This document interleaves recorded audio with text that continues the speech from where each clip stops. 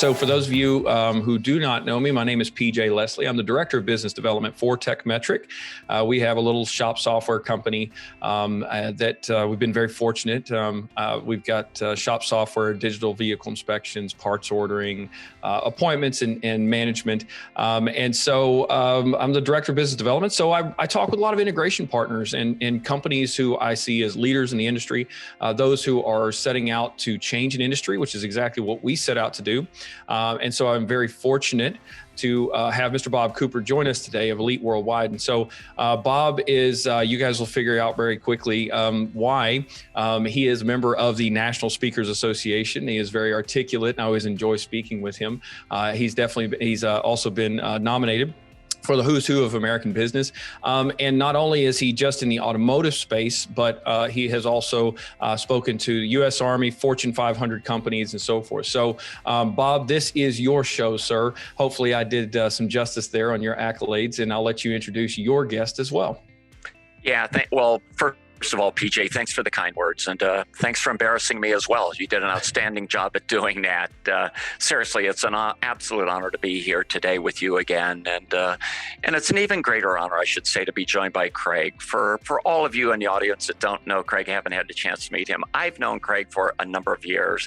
What I can tell you is there's really two stories about Craig. First, his business side is unlike any other. I mean, he's got a group of stores in the great state of Oregon. He owns 4 stores, does over $4 million a year with his stores, 24 employees, Ratchet and Wrench Award winner, All-Star Award winner. I mean, he's been interviewed in magazines, podcasts. This guy is a been there, done that guy. That's the business side of Craig. The other side of Craig, which I equally as appreciate, is his principles. You won't find a guy on this planet that has principles that are greater than his. I mean, he really does care about people. He's quite a thought leader as well. He's always thinking about the next step. What are we going to do with this industry? How are we going to make it better for all? And that's why I'm absolutely thrilled, I should say, to have Craig join us today. He's done a couple webinars with us in the past, PJ, and to the rest of you, and he's done an outstanding job. So all of you that are here today, you're going to be absolutely thrilled that Craig is going to join us and share some tips with you. So Craig, hopefully I didn't embarrass you too much, but I'd like to thank you for joining us as well. Oh, much appreciated. Bob, you're my Red Bull partner in crime, so I really appreciate it. And your friendship's been very valuable over the years. If it was not for Pro Service, the last 10 years would not allow me to be in the place that I am today, nor Elite and everything they stand for. So as you'll understand, as we tip into this very interesting and developing topic, I'm very passionate about this specifically. So I'm anxious to kind of get going, PJ. Yes, please, by all means. This is something that for some of you who joined early, this is one of the highest. Actually, it is the highest registration that we've had. I told Bob I've got so many people contacting me, say, please send me the recording, because I've referred 2 people over to Bob just in the past week or 2, where we've got Tekmetric users that are saying, I have the work, I have the cars, it's sitting here, it's sold, it's ready to go. Mm-hmm. And I don't have anybody that can turn wrenches. I can't find good technicians. And so I'm anticipating a lot of questions. Guys, this is your show. Please, let's start talking about how do we do this? How do we fix this problem? Craig, the monologue that you just said earlier, that's fantastic info. I didn't even know this about the Apollo rocket, I think you said. We're working on things more complicated than that. Well, I'll tell you what, I'll do a quick lead in, Bob, and I know you could take over from there. We'll kind of get into this. But look, as we look at this industry, I think if we step up to a higher altitude, there's something that is extremely interesting. So, today we are dealing with vehicles that are 4 times as more complicated than the Apollo 13 rocket, right? So if we go back 50 years and we sit down with that 10-year-old with their parents to talk about a career path, and they mention, I want to be a rocket engineer, boy, the status, the recognition, the reward economically with regards to, income, very highly regarded, right? And a mechanic was path B. That was the alternative route. Well, I'm here to tell you that it is no longer an alternative route, because there's going to be a day in the near future where a technician is going to be able to make more than a doctor, be able to have a bigger boat, be able to have a bigger house, and be able to, by status, be able to say, look, what he does, what my son does, I'm extremely proud of him. So that's what drives me with regards to this. I think that the opportunity for our industry right now to seize both the technician situation and I think the car count that's here to stay based upon population growth. We're knocking on the door opportunity. Awesome. Thank you very much. Yeah. I do want to encourage all the attendees real quick. If you do have any questions, please do use either the chat or the Q&A function there inside of Zoom. I'm going to be helping monitor those. So Bob, I will try not to interrupt you anymore, but if anybody pops up with any questions, I'm going to see if I can bring those in because I'm sure there's going to be a lot of them. Yeah, I'm going to pop open that panel too, if I could, just so I have this available so I could watch those as well. Absolutely. And to Craig's point, before we do get started, one of the things I'd like to mention to all of you is, and I know that I'm preaching to the choir, the majority of you, you're well aware of this shortage that you see with technicians, it's not only going to get worse, but it's really going to get a lot worse. I don't think that there's any question about that. So the thing that we need to bear in mind is that really is a blessing. Now, before you start throwing emails at me and hate mail at me for making that statement, just give this some thought, all right? Scarcity creates opportunity. It always has, and it always will. It's sort of a good thing when you think about it. Just think this through for a minute. If there were great techs and really great service advisors everywhere, then why should people come to you, right? I mean, when you think that through, right? Why should they come to you?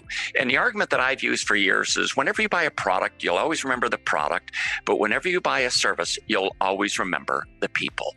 So what you need to do, what we all need to do in business, is we need to make sure that we don't have good people, that we have great people working with us.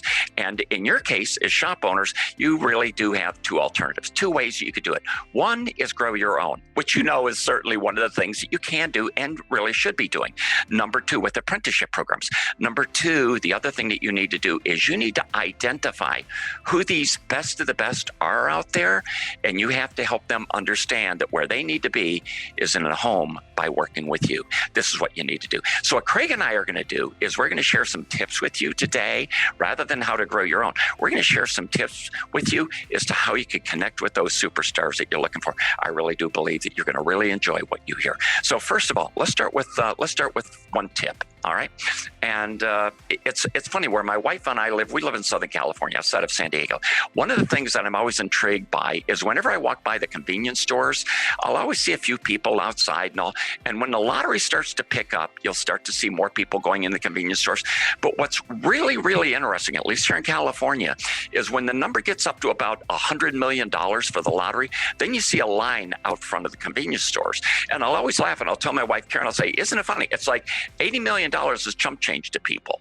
$80 million, they won't get out of bed and go and buy a lottery ticket. But when it gets to the 100 million, then all of a sudden, now we're talking real money, right? So now all of a sudden, they're all very interested in that. So the reality of it is, why would it be any different in your world? Why would it be any different? If you're looking to incentivize people to recommend people to you, then what you need to do is you need to make sure that you offer an incentive that really captures their attention. So here's Craig. And Craig is in the part business as an example. And I go to Craig and I say, Craig, hey, look, one of the things that I know about you is I know that you really love race cars. I know that. And I also know that you love boats too. You know what I'd like to do is I'd like to help you get that next boat. I'd like to help you get that next race car. And let me tell you how. If you refer a technician to me, Craig, and if I hire that guy, this or gal, this is what I'm going to do for you. On the very first day that they show up, I mean, day number one, I'm going to write you a check for $2,500. And you know what, Craig? If they're with us 90 days later after a probationary period of time, I'm going to write you another check for $2,500. So, Craig, what you're going to get is $5,000 for doing nothing more. I mean, nothing more than helping somebody find an opportunity in working with our company. It's going to be great for you. It's going to be great for us. Now, before any of you choke on the $5,000 number, before you start throwing me hate mail again, bear this in mind. When you think about amortizing that expense, you don't have to pay it unless you hire them, and you don't have to pay it unless you keep them for 90 days. When you amortize that over the course of their career with you, whether it be 1 year, 2 years, 5 years, it becomes a meaningless number. So Craig, that's, I'm sort of flowing here, but why don't you add in, and I've been to Chatty Bob, I'm going to close my mouth, and what thoughts do you have on that? I'm ripping the Band-Aid off. I'm going to dive in deep. Look, at the end of the day, as much as money is a top priority, they are looking for a destination to land. They want to be part of a larger work family. And the what's in it for me isn't a selfish thing to answer. It is a process to develop your culture so they have a place and an interest to look for, right? We are looking for those A technicians that aren't looking, and we want to get their attention. So I'll back up a little bit. So over the last 5.5 years, I have not had to put an ad out for a technician because our culture is one that sends a message, which is my goal at the end of my business life is that I wanted a line of people around the business to be able to work for. I wanted a line around because I want to look at the end of 20 years and look back and say, look what we did, not what I did, right? And I am, look, I hung up my wrench in 2008.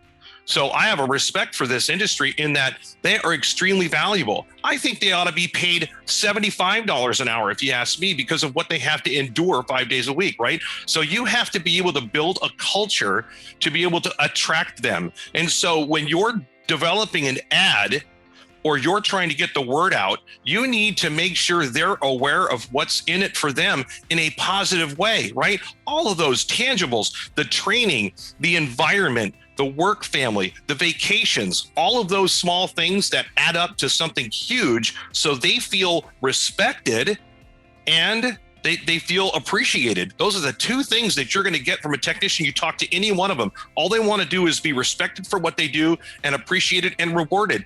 And that's it. It's not rocket science. It's not. So, Craig, I have a question. You bring up a couple of things that I hear a lot of people talk about. And one is a question for myself, and two is going to probably be a little bit longer one. But the shop culture, I want to ask that one second. I got to understand that because I think that's where we all, it's been difficult to excel at it. I wouldn't say we fail at it. It's been difficult to excel at it. And I didn't do very well. I came from the dark side, right? I came from the dealership world. It was a Ford dealership. And we knew, I told everybody, like the culture of an independent shop at 36,000 miles, my customers were gone. It just plummeted because they all went to independent shops. They actually want to do business. Vehicle owners want to do business with those. So there's a culture that works for the vehicle owners. So two questions. One, are you seeing any specific shifts? Are they going mostly from other independent shops to another one? Or are they coming from dealerships and coming into your shop? And then two, how do you create that culture? Because that is tough. It is tough, and it is an ongoing effort. And Mr. Cooper below me is one that began chipping away at how this works 10 years ago with me. I asked him very specifically at a conference, I said, Bob, how do you keep in touch with these people? Look, you need to make them, you want them part of your family. You want them part of your friend group. So for example, everybody out there, if you don't know who your technicians are that you want to get out in your local community, you need to find them. I mean, we're talking go on to your competitor's website, find their name, connect with them on Facebook, and then what? What if you all of a sudden chimed in and said, hey, Johnny, just wanted to wish you a happy birthday. I hope you have a great day. Enjoy it with your family. Now let's transition into my culture, right? I want to make sure that my technicians get time off. I'm never going to be open on the weekends. I want them to have time with their families. I don't push the button and push them because of the complexity of the vehicles that they work on. I make sure that they leave and get out of there at 5:30. Here's where it starts. Here is the trick that you guys can do to develop that culture. We at the front counter need to be able to communicate clearly with our customers and slow our process down to explain how complex these repairs are. So instead of being, and we shot ourselves in the foot over the last 20 years, oh, we'll get it done by 5, Mrs. Smith. We'll get it done by 5, Mrs. Smith. No. Based upon the complexity of the repair, Mrs. Smith, the vehicle will be done tomorrow. Is that okay? Absolutely. Slow it down. Get your technicians home. Here's the thing. As a technician myself and driving, and I'm rambling on here a little bit, but I was driven. I wanted to make the hour. I wanted to make the money. Because at the time, making $14 a flat rate hour or $18 a flat rate hour, you had to work your hiney off. Well, what if we didn't necessarily still have the incentive, be able to do that and pull that off? To be able to have those technicians back up a little bit and say, as ownerships say to them, go home and spend the family time. Watch your kids grow up. You see, those are the intangibles that even the dealership today still doesn't get because the technician's a number. That's where I stand. And so are you seeing any shift? Are you seeing any specific shift? Are you seeing a consistency where it is more coming from dealerships over to the independent shops, or is it just amongst ourselves? It's both, but I would say there's a bigger move lately, even from the context that I have in the dealership world, where they understand they're still a number and they want something different. They want to be included in a bigger family. I mean, I've got a literal commercial out that talks about how I want them to retire with us. I mean, that's how powerful the message needs to be. You need to be part of this team. And so I think that connectivity is all part of it. And throughout all of it, I've never mentioned price. I've never mentioned dollar or wage. But when they get to me in front of me, I'm going to tell them, oh no, I don't have the most competitive wage. No, I will be the top wage payer in my area because I respect what they do, not because I feel hostage to it. Does that make better sense? Oh, it absolutely does. So a couple of chats that have come in, actually, Bob Bittner brings up a very good point. He's like, if you're not spending the money on very aggressive recruiting, it's just going out your door, right? In lost sales, inefficiencies in your shop, and et cetera, which I think is a fantastic point. Anybody that balks at that first number where Bob threw it out there, right? $5,000, 2,500 day one, 2,500 day 90, that's a referral fee. It does not take very long. In one botched transmission job, a couple of 2 or 3 comebacks over that 90-day period, you spent $5,000 anyways, where you could have had a good technician. So that is an extremely good point. So Cynthia here is saying, so you nailed it, Craig. Our time is the most valuable asset. It's a work family. It's a work as much time with these guys, waking hours, as you do with your family at home. Absolutely. And if they don't have that familial feel. So I'm fortunate at Tekmetric. I just had a new kid join my family here. And my guys, right, the CEO and the co-founder are like, PJ, go be a dad. Go see him grow up. Go to a doctor's appointment. Make sure that you don't miss that. Stop working at 6, right? That's hard to find. And it's definitely not prevalent in this industry. So it's, this is a working family. So how do they continue in building that culture? And I'm loving to hear that it's coming actually from the dealership world. I talked to a guy the other day, said he offered $43 an hour. This is in Texas, by the way. This was not in some high end place, very expensive place, I should say, live. Offered a guy $43 an hour to come to him from a dealership. And I was really actually intrigued to hear a rate like that being offered in a suburb in Texas. I will give you what just happened to me 4 days ago. So as 2 people have retired with me, one of them will be this Friday after 38 years in the one stall. I did find his replacement within a week. The owner of that shop offered the gentleman $10 more an hour to stay than I'm offering him. And because of my culture, he's still coming aboard with me. That's how important all of those non-measurables by value and by monetary amounts are important. They want a culture to be in. Interesting. Now, Bob, Craig's saying that you kind of, I guess you guys have been talking about this for a long time. I think he said 10, 20 years now, but he said that you were the one that's really pushing for this culture. Now that's obviously, it always is a top down thing. Like I said, our co-founders are the ones telling me, hey, PJ, go do this. So what is your advice and how do we get this trickling out from the top all the way through to the porter and the guy sweeping the floors? Because I think it is as simple as this. Look, we did it to ourselves. And Bob, I'm kind of going off on a left-hand turn here. Sorry, but we did it to ourselves. We made this too easy 10 to 20 years ago. We made it look too easy. It is not. It has gotten more complicated. Now, I think right now we're facing a divide where the auto zones, not necessarily to bash auto zones at all, but these quick places that you can pop in and, grab a code and boy, that's the quick answer is far gone. And they can go ahead and do that and take the responsibility. I think the opportunity right now for us to slow the process down and be able to communicate how complex this is. And it's as easy as I think some additional training on top of the advisor side so that we start to educate the public on a daily basis. I see 700 or so customers a month. Well, how many people could I reach at the dinner table to be able to kind of talk about, what we actually have to do during the day? So I think it has to do with some education. I think everybody's going to have to be on board with it. But if they recognize the opportunity right now, they'll understand that we can do it. That I can agree with entirely. Now, communication and not only just the transparency and what a shop does, I think that's a whole other topic and it's something that I've gone into many times. But educating customers, people don't know about vehicles really the way that my dad did, right? Or even I do, or my grandfather, and it just goes on beyond there because they used to know about cars, they cared about cars. Americana, it's car culture. It's not that way anymore. No, it's not. just jump in and it goes. There's a light on the dash. I'd take it into a shop. This guy wants to charge me $1,000 to clear a light. That's silly. We didn't communicate what we do, how complex it is, how many computers this has, how many years of education they've gone through. How can we do that? Because that is the part where I think that the communication be handled from the service advisor to the owner to the technician. If everybody's on that same page, you stopped talking about price a long time ago with the customer. That's correct. So because how can we that's do that? right.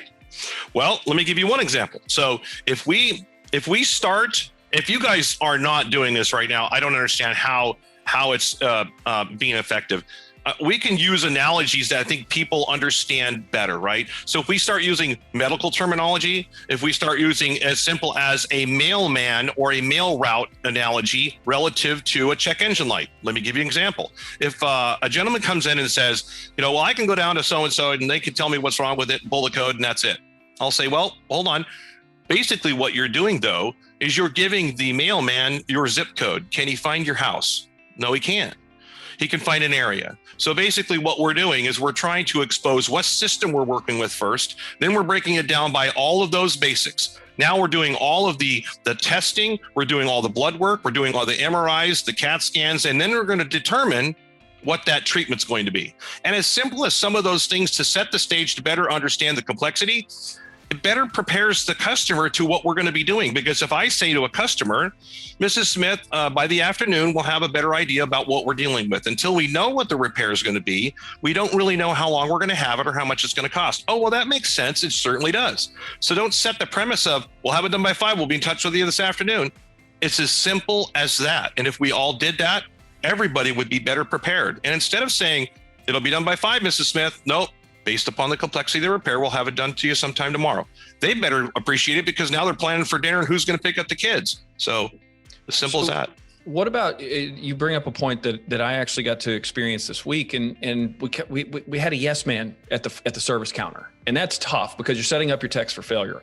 Yep. There was really no regulation of the door, right? And it was just, yes, we can get it done. Yes, we can get it done. Just to get the customer to come in, well, then you couldn't get it done. And techs are probably relatively overworked. So, regulating that door, what can we bring in and managing those expectations? You've got some fantastic scripts going here and I'm loving them. I actually have already learned a couple of them myself. So how are we going to do this? This is not just technicians, right? We got to get good technicians, but we got to create that environment to where they want to work in it too. The hair on my arms is all standing up because I get so passionate about this. What if we did this? A customer calls in and says, well, we have X, Y, and Z going on with their car. And we say, you know what, Mrs. Smith, I can guarantee that we can assess the problem today, and then we can better understand about what we need to do on the vehicle. Now, let's just say, for example, Mrs. Smith says, well, I can go to X shop and I think they can get me in quicker. What if we turned the page immediately and became their advocate and said, Mrs. Smith, if you do, here's some questions that you can ask the shop that you're going to so that you're better prepared and maybe get some better information. And what if we then said, Mrs. Smith, and through the process, if you decide to go with the other shop, if there's anything that you'd want to run by us as a second opinion, feel free to call us. What have I now done without $1 being spent? I'm on their side and I'm their advocate. It's as easy as that to be able to get the customers to understand how much you're in their corner. Interesting. So what are you guys seeing? I get to talk to a lot of shop owners, but I'm not necessarily always talking about technicians. I know what I used to do, and I know what some of my friends and even competitors in the market used to do. But let's talk a little bit about pay, incentives, targets. Everybody's a little different, right? That may something makes one guy jump out of bed in the morning may not be the thing that makes another technician jump out of bed in the morning. Doesn't get them excited, right? The guy between 80 million and 100 million, as Bob referred to. Where do we go from there? What do you see? How do you back into these numbers that makes them really want to come in and give their best all day, every day that they come into that shop? I think that you still need to have an incentive for them to want to, focus on production for sure, right?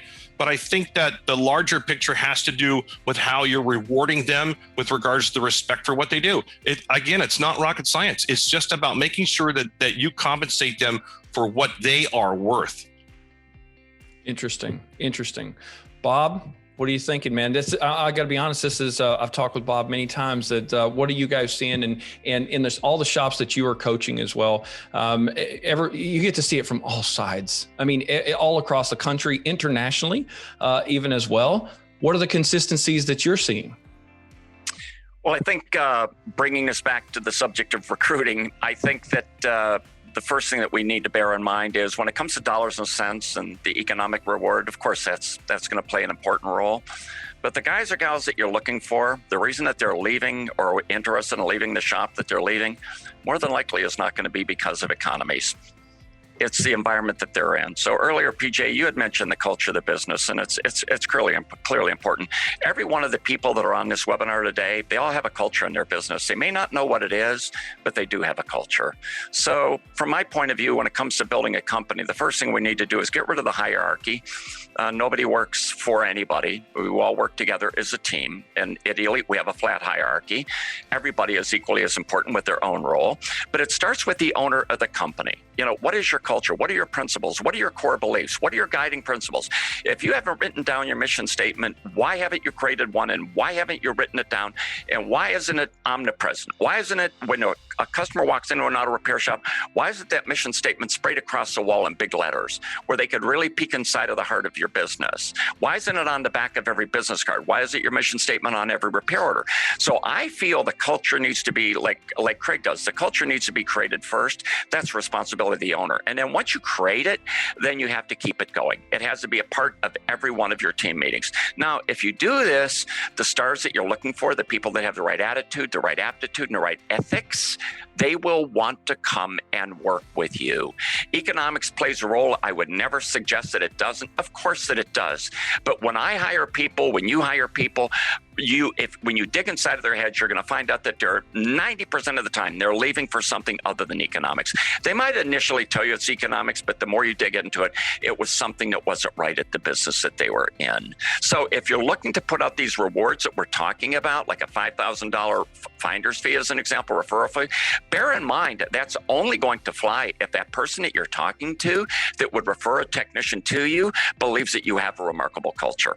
So they too have to appreciate. That way they know when they're recommending that somebody comes and works with you, not for you, but with you, that they know that they're going to be in a really great home. So culture trumps everything. Absolutely. I will chime in on what Bob said.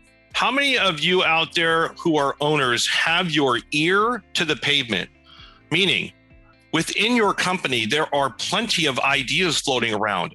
And how valuable is it that you take one of those ideas and you run with it, and they're part of a bigger success within the company, whether that be a local charity or some sort of competition or something with regards to an event that you want to put together for the store. I mean, for example, you know, I spend $80,000+ as my advertising budget. 10% of that budget easily goes towards specifically internal culture stuff. It's everything from I take them to the first, football game here locally for the Oregon Ducks.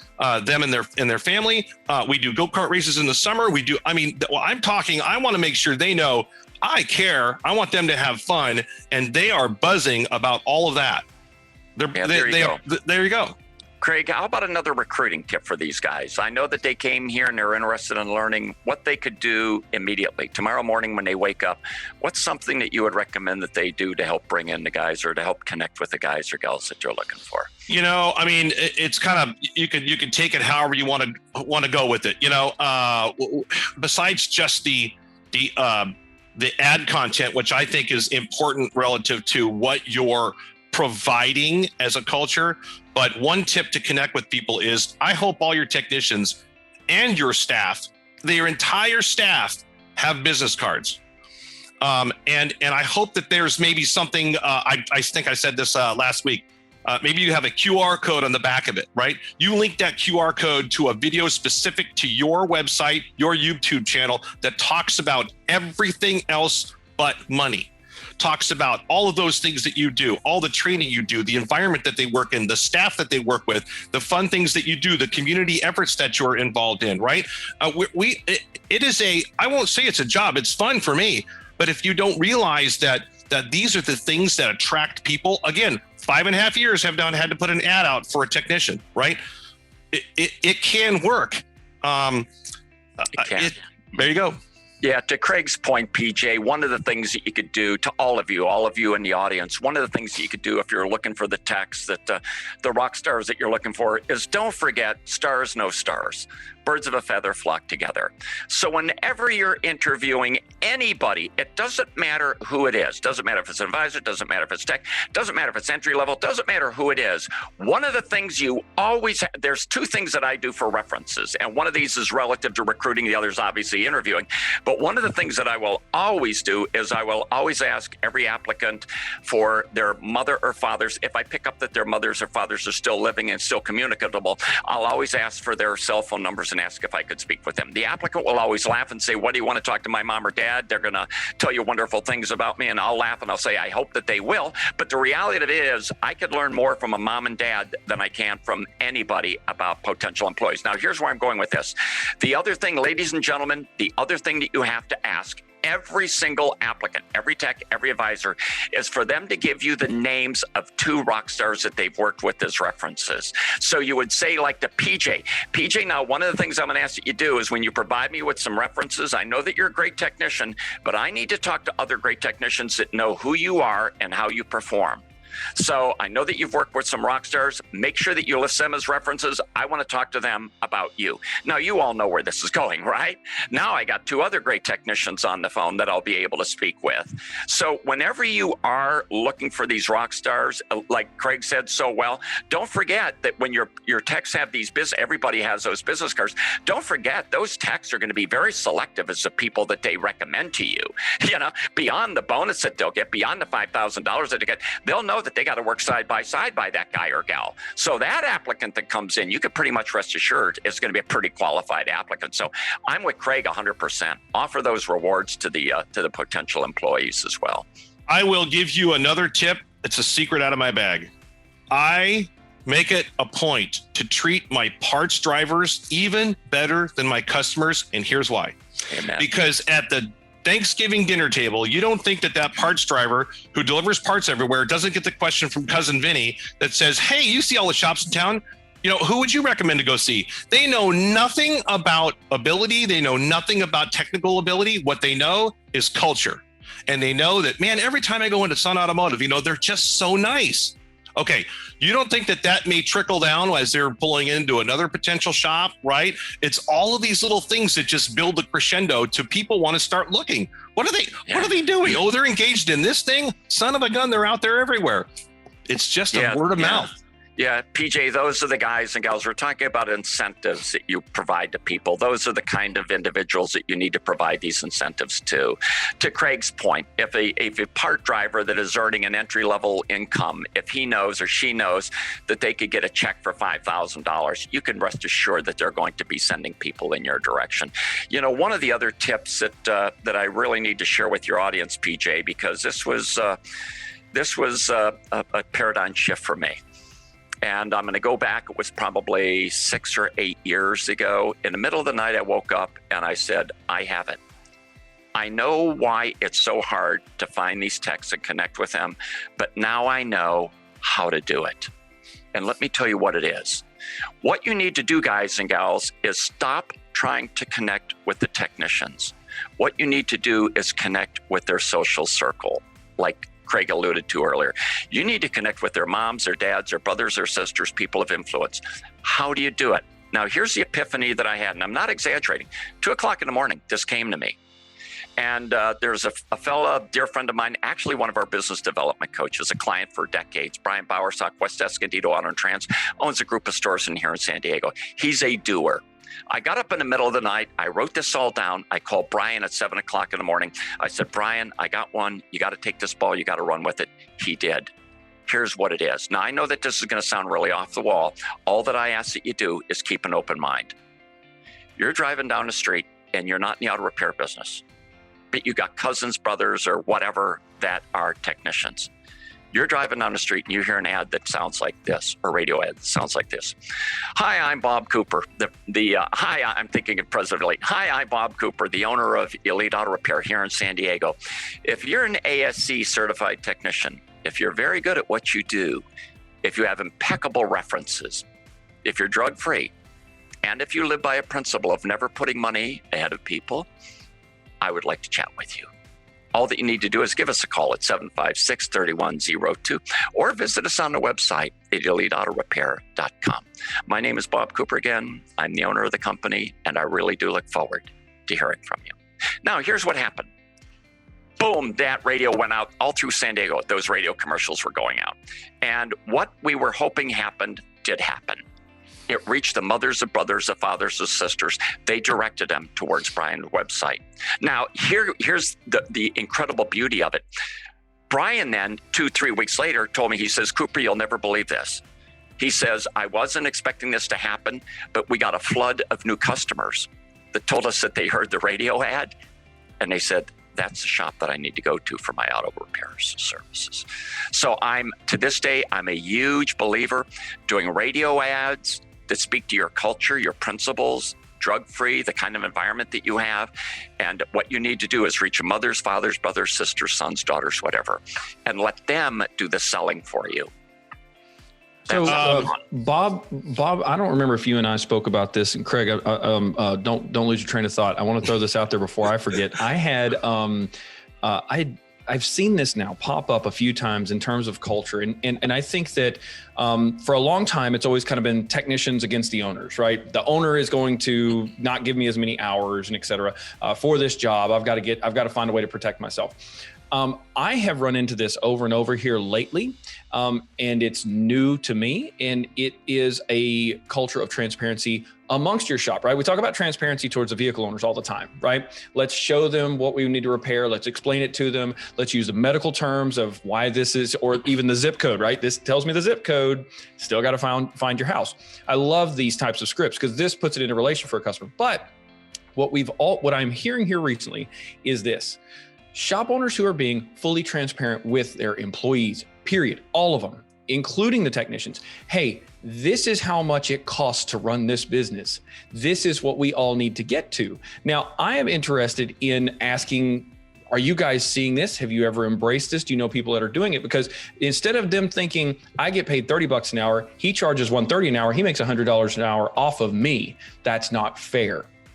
To going, here's how much it costs for insurance and your benefits and this roof and this technology. Of course. Of course, PJ, you, not to interrupt your thought, of course, you need to have that conversation. And I know that this is a subject in itself, but all that you need to do is take $100 out of your cash drawer, get a lot of fives, a lot of singles, and a couple tens. That's all that you need to do. Have a meeting with all of your employees. Let them know that the dollars that come into your shop are no different than the dollars that go home with them. When the dollars go home with them, there's so much that's already allocated to rent, so much allocated to car payments, so much allocated to education for their kids, so much allocated to food, so much allocated to insurance. Then help walk them through how all of these dollars that come into the shop go to all of these different places other than your pocketbook. And you do that by just having the $100 to say, here's $100 that came in today. How much of this, guys and gals, do you think goes to parts every day? How much of this $100 do you think? That you'll find out that they have very little understanding as to how much you spend on insurance, how much you spend on rent, how much you spend on parts, how much you spend on utilities. They have very understanding. So to educate, I'm a huge believer in educating them on the cost of doing business. But let's guys, and I know that I know the attendees are here about recruiting. So, I'd like to do everything that we can do to make sure that we're delivering on that particular subject. So, Craig, I'm going to put the ball back in your court again. Yep. Another tip that you can share with these guys is to what they could do to find that guy or gal or connect with them that they're looking for. I'm going to give you a scenario. So I just saw one of the participants with a question in there relative to is radio dead versus also Facebook. Absolutely, radio is alive. Absolutely, Facebook's alive. And you need to get the same message across all platforms audibly and visually. Here, let me tell you what's happening right now in my area. 2 shops lost 1 technician to me, both of them. One of them is now at 0 technicians. Think about that. 0 technicians. One of them is down to 1 technician, and that technician is like, maybe I ought to talk to Craig because he texted me. Now, what if I'm in front of said family member or potential applicant, and I said this, think outside the box. I want you to come work for me because I'm never going to let you go backwards. Number 2, I'm going to pay you a top wage that you deserve. And 3, outside the box. Every time I raise my labor rate, you're getting a percentage of it. This was 80s and 70s thinking. This is not now. This is, if they know they're going to get a chunk of the apple as you're increasing your labor rates, why not? Why not give them 10% of that labor increase, and they know they're going to get it? They deserve it, right? They're the main engine of the fuel producing the power. Yeah. Why not? Yeah. And to Craig's point, a couple things when it comes to the question that was posted about Facebook and all. Of course, like Craig says, all medias, go across all medias, but bear in mind the moms and dads that you're looking for, the grandparents that you're looking to reach, they're not going to be on Facebook. So the idea of the radio ads is to reach not the technician, but the idea is to reach everyone in their environment, in their social circle. This is really huge. You're trying to get the attention of the people who aren't looking. And that's exactly what Bob said. It's the family, the cousin, the uncle, the brother, the spouse, and whoever to get starting to chatting about you.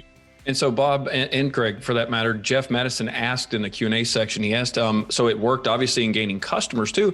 Did it work, and how well did it work in gaining technicians also? Well, I can't give you exact numbers, but I can tell you that Brian ran that ad more than once. He did it. By that, I mean different times of the year and all. Bear in mind, though, guys and gals, if you do run an ad like that, you need to be careful. You need to be very selective. A radio ad, I'm going to encourage all of you to do it. Brand building, if nothing else, I'm going to encourage you to do it. And the reason that you need to be careful is obviously if you run something like that too often, then people are going to think that you have such kind of a turnover, and that's not going to be good as well. But it's that, ladies and gentlemen, that's a no-brainer. The radio ad like that, unless you're and even if you're in a very expensive demographic community, it's something that you still need to look into doing. So let me give you an example of percentage. So I run my recruitment ads 70% of the time, and 30% will be branding stuff.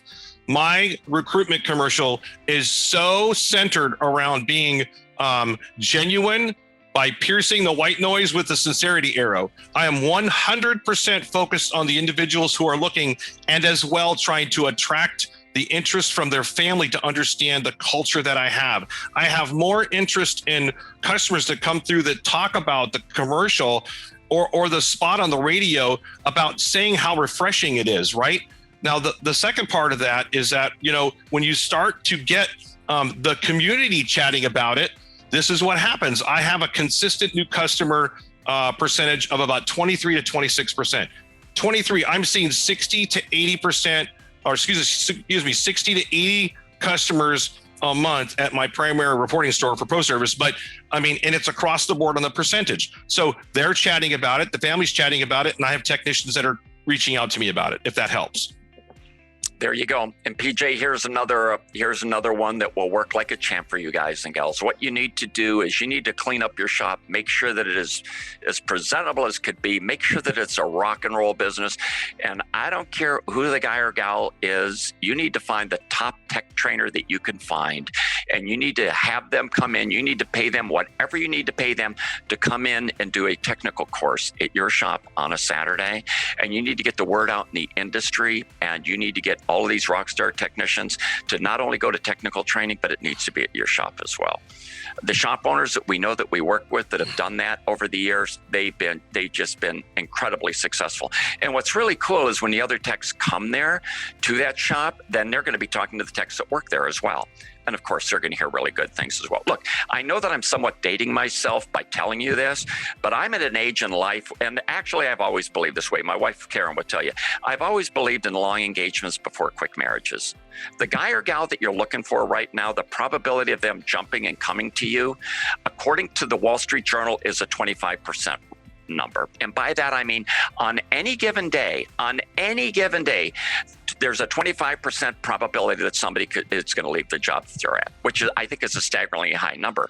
But the thing that you need to bear in mind, the rock stars are more than likely working at a good shop. They're more than likely reasonably well taken care of. So it's more of a courting process. Like Craig said earlier, you got to get them in the pipeline because people go to work for people, not for companies. The other thing that you need to consider when it comes to recruiting the rock stars, and I felt this way for years, and I know many shop owners do not agree with it, I am huge on guarantees.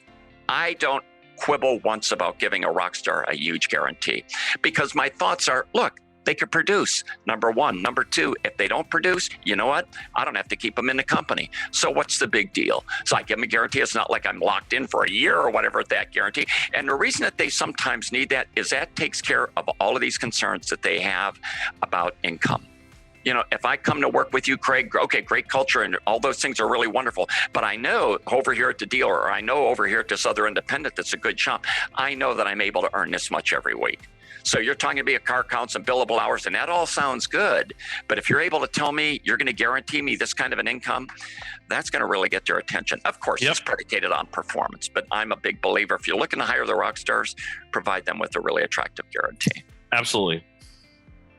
So Cynthia says that they are also very concerned about starting all over with PTO time and benefits. That's actually a very good point. How do you guys handle that? Are we offering that right up front to squelch those fears as well? I'll take that on. Bob, can I take that one on? Yeah, there you go. Here. So let me tell you what I do. I'm just going to tell everybody what I do. You know, if you think about a technician being out for a week, what's that costing you in total labor and parts revenue, right?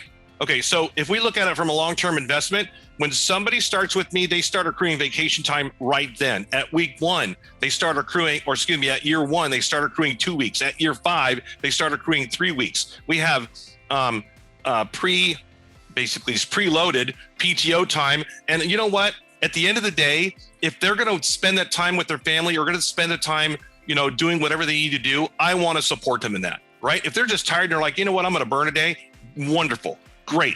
Because those are the types of things that they're looking for. And I want to be able to reward them by it. I mean, at the end of the day, I want them to understand I've got your back. Yeah. I got your back. Yeah, we do the same thing, PJ, at Elite. We do, and I know it's a different business, but we do the same thing. We offer a lot of really great incentives, and one of the things that we do is we offer not only the big 6 holidays that everybody feels as though they're entitled to and should be, but we also offer them the day. They're also off the day after Thanksgiving. Their birthday is a paid day. We give them well days instead of sick days to encourage them to stay healthy and well. So, guys, let's not lose focus, all right? And focus needs to be, like Craig said at the very beginning, it's all about culture. When you provide these incentives, or I should say these rewards that really aren't that big in economics, but it does show your heart. It shows that you do care about people. You can't put a price on that. And when you accept the fact that the guy if a guy is leaving from a really great shop to come to work with you solely for economics, you're probably making a wrong hire. You know why? Somebody else is going to make him a counter offer, and he's going to walk down the street too. So you're looking for that guy or gal that's looking for a home, like Craig said earlier, that's looking for a home. This is huge. Yeah, so I do want to encourage everybody, all the attendees, do not hesitate to type out a question. There is no dumb question. It's the only dumb question is the one that's not asked. You have got 2 people here who have been doing this a very long time, and they have got the experience. Ask questions. We're here to help. That's what this webinar is about. So we do have about 12 minutes left, so I want to encourage everybody, ask questions, and I will let you guys continue with any additional tips well, here, you have. PJ, here's one that all of you could take and run with it.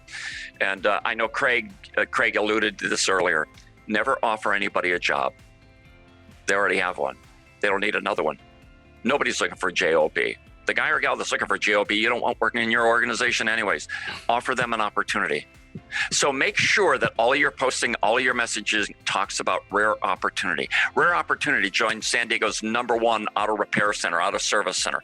Rare Opportunity joined the nation's leading team of Rare Opportunity. So by positioning it this way, they know that it's not turning wrenches over here and turning wrenches over here. Because the guys or gals that you're looking for, they're looking for growth. They're looking for opportunity. They're looking to get ahead. They're not JOB people.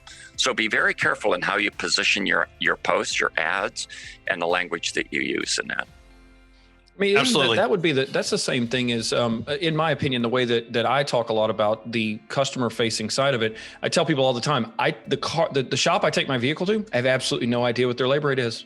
I don't know what their parts margins are. But it's because they provide enough value to me that it just doesn't matter.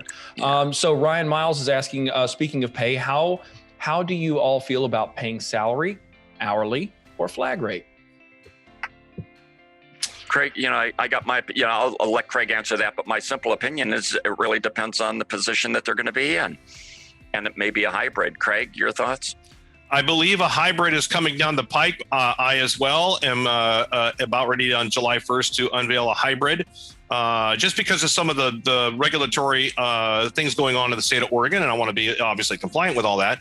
I think that the incentive has kind of shifted a little bit, because I'm coming up with a plan as well to incentivize what we all talk about. We all talk about the B, the C technicians that we have, but we all would love to have A+ technicians. Well, I want to have an incentive that visually shows the difference on 2 sliding scales of how you, if you want to grow your mental toolbox, can get to this level to achieve this as an hourly rate. So I want the incentive to shift, not necessarily on production, but on personal growth and ability to want to teach themselves. Now, I think here's another caveat to this.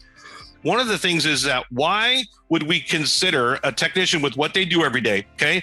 230-degree engine running all day long, 8 hours a day, 105 degrees out, and they're trying to get this thing running and done and completed for the customer, and then we ask them to stay another 4 hours to go into training.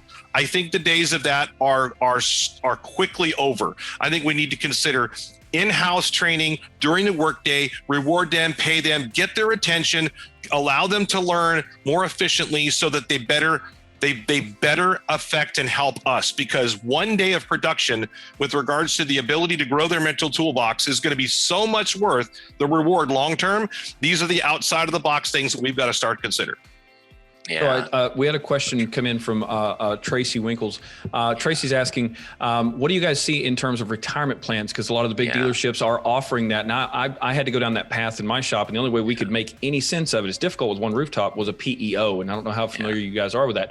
So what are you seeing in the industry, and how can you pull it off? Yeah, I think it's not so much and I think that's a great question too. And Tracy, thank you for asking that. The reality of it isn't what the competition is doing. The reality of it is, what does your heart tell you is the right thing to do for the people that work with you? Tracy, it starts with you. It starts with you having the culture in your business.